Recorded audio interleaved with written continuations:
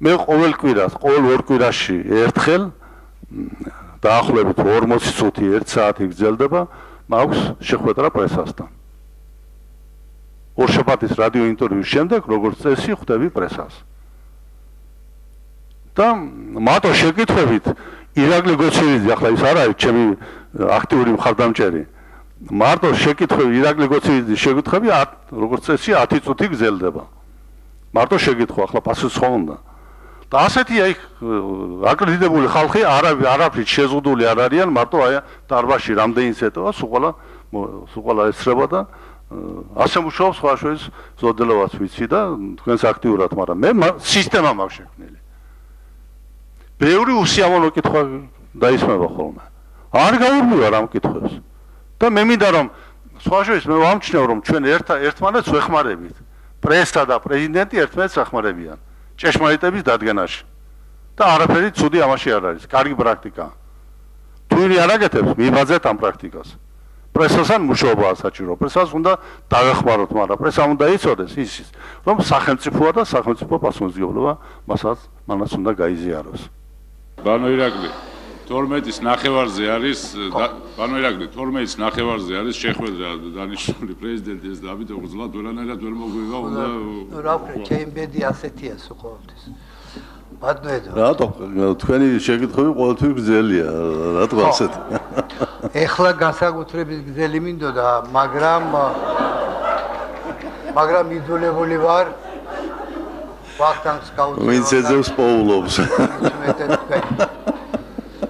ამიტომ მაინც შევეცდები მე ძალიან მოკლედ კონსტრუქციულად ჩამოაყალიბო ის რაც ჩემი აზრით ძალიან მნიშვნელოვანი შეკითხვა და წინადადება არის. ბატონო ედვარდ. ჩემის ღმერთმენით, ჩემის ცოდნით თქვენი ყველაზე დიდი მინუსი პრეზიდენტისა არის ის, რომ თქვენ ვერ შეძლებთ ერის მთელი საქართველოს მოსახლეობის კონსოლიდაცია. ეს ჩანს ზედაპირზე თუნდაც იმით, რომ ეს უამრავი პარტიები, ეს უამრავი დაწეწილი აზროვნება არის არა დემოკრატიულობის მაჩვენებელი, არამედ ის, რომ არ არის აზროვნება ერთ პატარა სახელმწიფოში კონსოლიდირებული. და ამაში პირადად მე მაპატიეთ, გადანაშაულებთ პირადად თქვენ და თქვენს ხელისუფლებას. თუმცა სიტყვა გადანაშაულებთ ალბათ უფრო უხეში არის. თქვენ უნდა შეძლოთ ერის კონსოლიდაცია. აი ის, რაც ხდება, თუნდაც აი აქ, ჩვენი ახალგაზრდა ჟურნალისტები, ახალგაზრდა ადამიანები, რომ ყოველთვის ცდილობენ ისეთი რაღაცები იპოვნონ, რაც წარმოაჩენს თითქოს და დეკონსოლიდაციას ჩვენ საზოგადოებაში, უკვე ეს ნიშნავს იმას, რომ ეს არ არის კარგი რაღაცის მაჩვენებელი.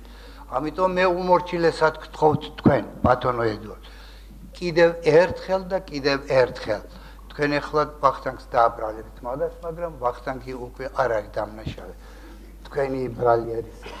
მე უმორჩილესად გთხოვთ, ასე ვაპირებთ სხვა. რომ მიმიღოთ მომცეთ მე აუდიენცია სალაპარაკოთ თქვენთან და რისთვის რა უნდა ვილაპარაკოთ მე გეტყვით. ეს არ არის უბრალოდ ჟურნალისტის მისვლა პრეზიდენტთან. მე აუცილებლად მჭირდება რომ ჩვენ საზოგადოებას თქვენი აზროვნება, თქვენი ფილოსოფიური ხედვა უთხრა საზოგადოებას ერს. იმიტომ რომ ჩვენ გადავედით უკვე მე-21 საუკუნეში თითქმის და აბსოლუტურად არაფერი ჩვენში არ შეცვლა. ჩვენი ქვეყანა საქართველო არის ისეთივე ბიუროკრატიულ პარტიული სახელმწიფო, როგორც იყო საბჭოთა კავშირი. თქვენ ანალიტიკოსი ბრძანდებით, მე თქვენ ძალიან კარგად გიცნობთ შინაგანად, თქვენ უნდა თქვათ, ახსნათ რა შეა საქმე. და მე უნდა მკაც ოპონენტად ვიყო. მე უმორჩილესად გთხოვთ, მიიღოთ ეს მხედველობაში და ამ კვირაში მაინც გააკეთოთ ეს. მადლობთ. ეს არის ჩემი ერთადერთი თხოვნა. სხვა შორის დაბრძანდით. მე და თქვენც მოღვაწეობდით იმ საზოგადოებაში, რომელიც როგორც მაშინ ვამბობდით, მონოლითური იყო და იყო ნამდვილად კონსოლიდირებული, როგორც ჩვენ გვეგონა მაშინ ფიქრობდით. ხო, ღმერთმა უკნას, რომ იმ დროს დაუბრუნდეთ. კონსოლიდაცია ასე მესმის, კონსოლიდაცია უნდა იყოს თანამოაზრეობის ბაზაზე. და სულაც არ მაკვირებს იმ ახალგაზრდა ჟურნალისტების შეკითხვები, რომელსაც მე აქ ვისმენ და რომელსაც ხანდახან ჩემთვის კიდეც ვფიქრობ, რა შეკითხვას მომცემენ და როგორ უნდა უპასუხო. ზოგიერთს ამოვიცნობ, ზოგიერთს ვერ ამოვიცნობ. მე მადლებელი ვარ სწორედ იმ ჟურნალისტებისა, რომლებიც სავსებით გულწრფელად ამბობენ იმას, რაც აწუხებთ. და ამაში სულაც არ არის იმის არ ხედავ იმის ნიშნებს, რომ საზოგადოებაში კონსოლიდაცია არ ხდება. კონსოლიდაციის პროცესი მიმდინარეობს.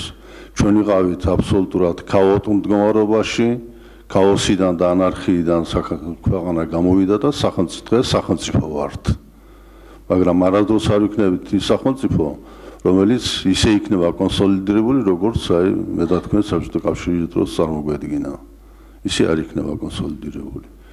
აქ იქნება აზრის თავისუფლება, სიტყვის თავისუფლება, პიროვნების თავისუფლება, ეს ადამიანის უფლებების უზენაესობა, ამ პრინციპებს საქართველოს არასდროს არ გადაუხურავს. ყოველ შემთხვევაში სანამ რამე მეკითხება.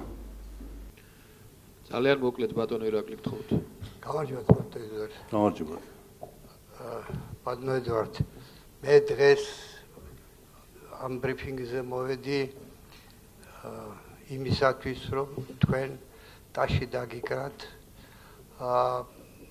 ალმა-ატაში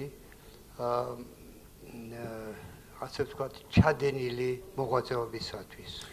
თქვენ ტაშს არა ვარ მიჩვეული, რას მართალია.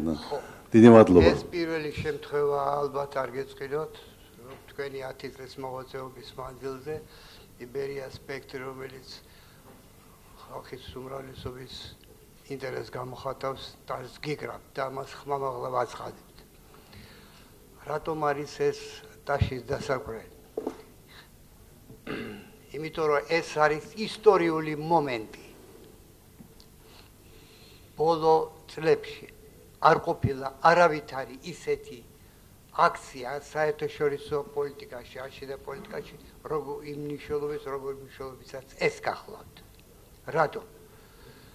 იმისათვის, რომ თქვენ საქართველოს პრეზიდენტმა აბსოლუტურად მტკიცეთ, მკაფიოდ, ისე როგორც ხალხი ამას მუდამ ელოდებოდა, განაცხადეთ საქართველოს მომავლის მისწრაფება.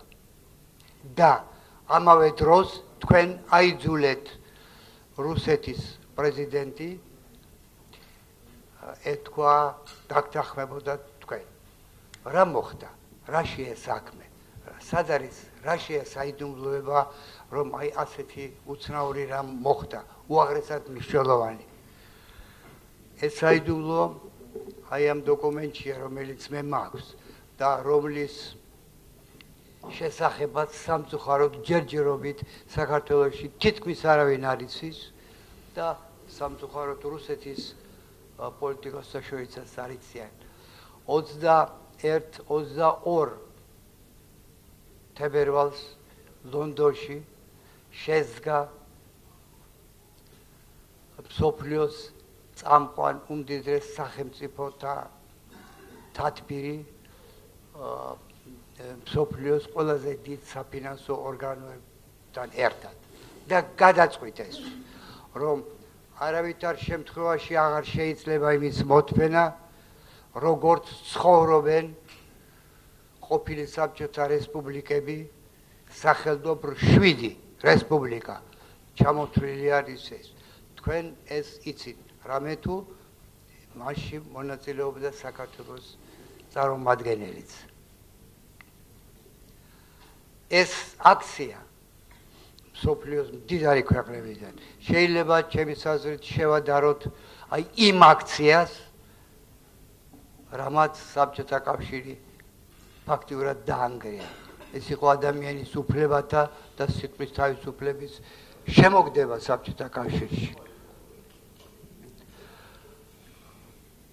ეხლა აქ ამ სახელმწიფო წარმომადგენლებმა განაცხადეს, რომ ჩვენ იძულებული ვართ ეხლა დახმარების ხელი გაუწოდოთ ამ რესპუბლიკას იმისათვის, რომ ჩვენ შევცდით, როდესაც თავიდან ვენდეთ ამ ხელისუფლებებს, ამ რესპუბლიკების ხელისუფლებებს, რომ ისინი თვითონ შეძლებენ დამოუკიდებლობის, ჭეშმარიტ დამოუკიდებლობის მიღწევა.